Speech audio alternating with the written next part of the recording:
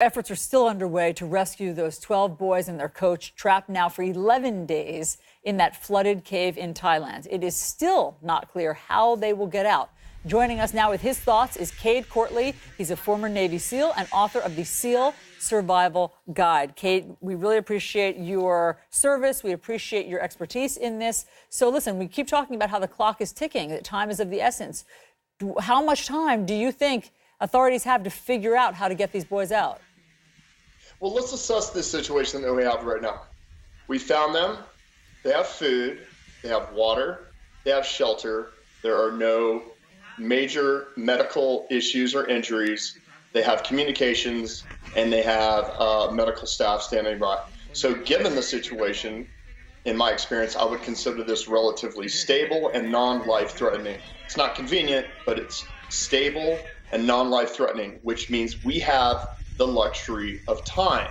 And with that time, we are able to do a threat analysis, a risk analysis on all of our options. And I keep hearing the option of dive them out.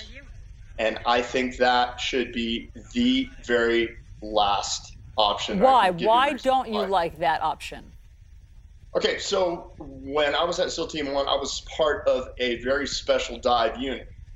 So I have thousands of hours underwater doing operations with zero visibility, limited to no space. And it took two professional divers multiple times and over 90 minutes to finally get to this crew, the soccer team.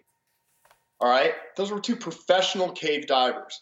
And now you're going to ask someone as young as 11 who might not be able to swim to go ahead and put on a new piece of equipment and make that same journey back.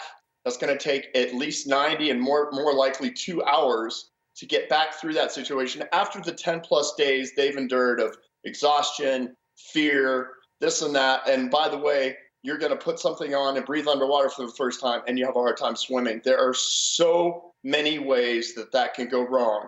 Unlike a dive in the ocean where if you have an equipment failure, you ascend to the surface. That doesn't happen in these tunnels.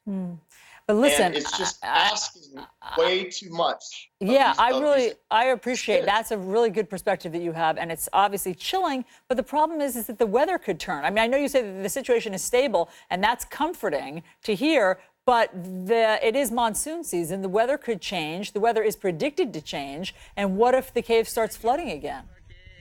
Allison, if in 2018, given the huge team of experts that we have on the ground there, if they can't figure out a way to divert, dam, and shore up any additional water from entering a cave entrance and utilize some of the pumps that we have in this world that can be airlifted in there within an hour that have the ability of removing over 1,000 gallons of water a minute.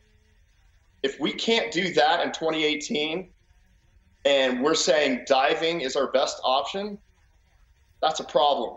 Now, I'm in Colorado, and it's easy for me to say, but if they're not having that discussion in Thailand, we have a problem. If you're going to ask an 11-year-old to make a dive, that a former Navy SEAL who specializes in diving would have a challenge making this dive. I hate to say this, but some of these kids are going to die in an effort to try and bring them out using dive equipment. Well, Cade, you just could not be stating it any more plainly and sounding the alarm here. And we hope and have faith that people with this expertise are on the ground there to figure out how to get them out some other way. Cade Courtley, thank you again very much for your service. Happy 4th of July to you.